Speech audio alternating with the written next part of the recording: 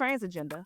Like, I just want to come right out and ask it. Like, what's the trans agenda? What's the agenda? To be perfectly honest, I think that the trans agenda is to coexist.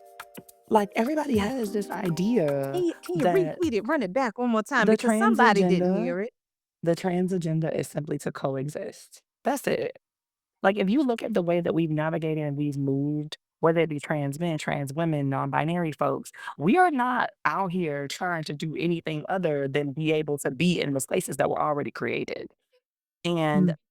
every step of the way, somebody's like, "But that makes me uncomfortable." But why?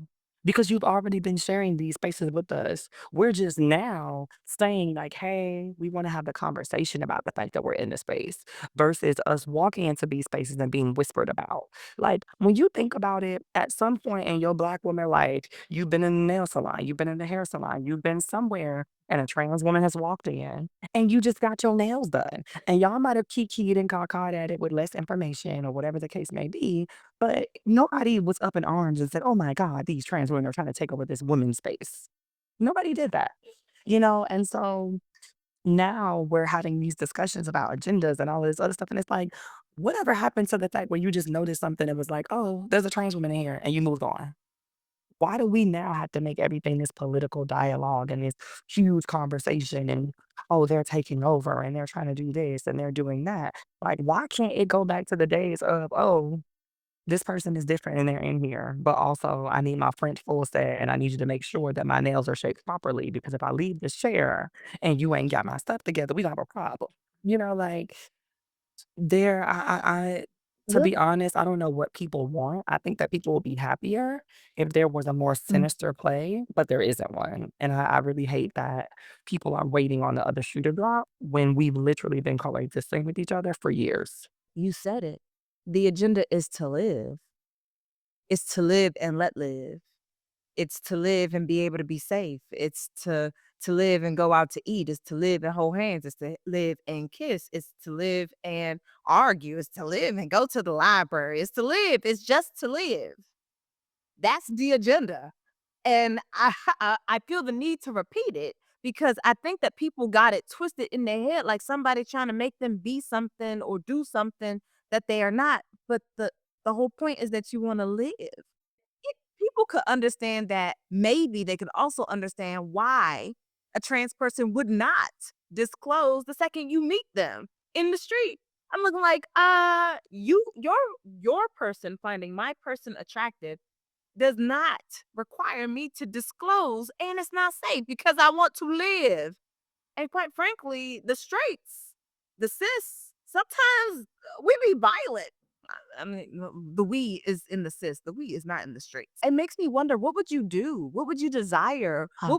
What would life be like if there was no fight for personhood? If there was no fight for existence? If people kept it pushing, what would you be doing?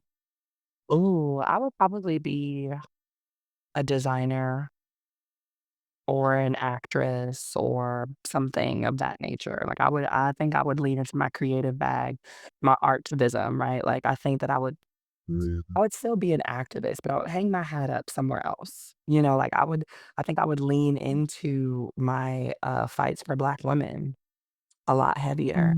Mm. People don't realize that like I throw that stuff into my content, but I lean out of it a lot of the time because there are so many cis women that will resonate with what I'm saying, but then find out that I'm trans and be like, "Oh, you can't speak for us." And it's hard to activate for something or advocate for someone or advocate for a group of people when they don't see you as a human being, let alone acknowledge that you are treated and navigate the world in the same way that they do. Regardless of what, I don't walk around the world and have people calling me sir or treating me like I'm a Black man. I have people treating me like I'm a Black woman. And so my experience Mm. runs in tandem with Black women that look like me, darker skinned Black women who wear their natural hair, who are boisterous, who have a loud mouth, who, dress eccentrically sometimes, who dress sexily sometimes. To your point, Mm. everything about me is questioned, and not because I'm trans at first glance, but because I'm a Black woman with confidence at first glance. And those are things that we don't often get a chance to do without ridicule or question or examination because people don't believe that we should have the gumption to have confidence. How dare you be dark skinned Mm. and black and a woman and walk around here like the world ain't trying to fuck you over every day? How dare you? It sort of reminds me of a time where people were asking the question, like, "What would you do if for one day there were no men?" Right? And women were saying, "Oh, they would do mundane thing. Oh, I'll go for a walk. I'd wear that dress that I have in the back of the closet." Like, some of the most boring things ever. And it makes me wonder, what would you do if for one day there were no cis folk? Or at least no cis folk that have problems? What would you do? Oh my God.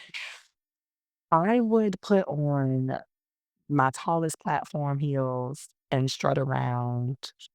I would go to events and places, no glam, but like very glam, but like without all the need to put it on all the time. I So would armor free. armor free, Mhm. insecurity free. The Mm. the need to feel scared at every turn because I'm not sure who is gonna be for me in this. I would go to a straight club. I really would. I would just go to the club and enjoy myself amongst other Black people because I love going and being amongst other Black people, but I hate going and being amongst other Black people when I'm not sure how my night is gonna end. It's sad that, like, for all women, we don't know how our Friday night is gonna end should we go out. But when you're trans, it's like, am I gonna die in here? And if I die in here, is anybody gonna care? Is anybody gonna give a fuck? Because at least as a woman, somebody in the crowd is gonna say, "Man, that's a female. Why you doing that?" When people know that you're trans, there's very few people in the room that are gonna give a shit. And even if they do give a shit in the moment, they're not gonna do anything about it because it's okay. It's become acceptable to create violence around us. It's become acceptable to beat us in public. It's become acceptable to ridicule and belittle us in public. And so now, something as simple as going out to your best friend's birthday party on the wrong side of town when there's not enough queer people invited becomes a spectacle. Where all you wanted to do was celebrate your bestie, well, she hang out with too many cis Black people, and now all of those cis Black people are gonna be in your corner. So if something pops up at this club, if everybody gonna look at you crazy or are they gonna be down for you? I don't Mm. wanna risk that.